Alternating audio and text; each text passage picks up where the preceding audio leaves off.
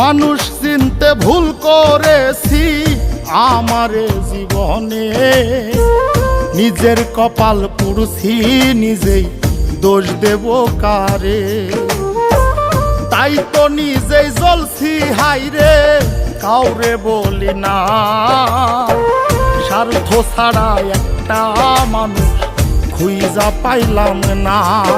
আমি স্বার্থ ছাড়া একটা মানুষ খুঁজা পাইলাম না।